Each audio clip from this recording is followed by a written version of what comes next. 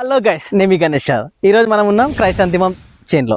ఇక్కడ క్రైసాంతిమం మనం ఎప్పుడైనా అధిక దిగుబడి మనం తీసుకున్నామంటే దాంట్లో కొమ్మలు అధికంగా ఏ విధంగా రావన్నా చూసుకుందాం. అధిక కొమ్మలు వచ్చిందాక ఆటోమేటిక్గా మనకు పూత శాతం ఇట్లా అధికంగా రావడం అనేది జరుగుతుంది.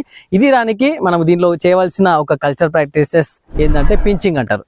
పించింగ్ అంటే ఏంటంటే ముఖ్యంగా దాన్ని పైన వచ్చే కొమ్మను మనం కత్తిరించినప్పుడు ఏమవుతుంది అంటే మనకి ఈ సైడ్కు ఎక్కువ పిలకలు ఎక్కువ కొమ్మలు రావడం అనేది జరుగుతుంది. అంటే ఆటోమేటిక్గా మనకి ఎక్కువ కొమ్మలు వచ్చినప్పుడు ఏమవుతుంది, పంట దిగుబడి కూడా మనకు అధికంగా రావడం అనేది జరుగుతుంది.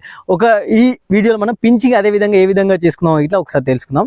ఒకసారి మనం ఇక్కడ చూడొచ్చు, ఈ విధంగా మొక్క చిన్న ఉన్నప్పుడు దీన్ని టాప్ పొజిషన్ ఈ విధంగా తీసేసినాం అనుకో.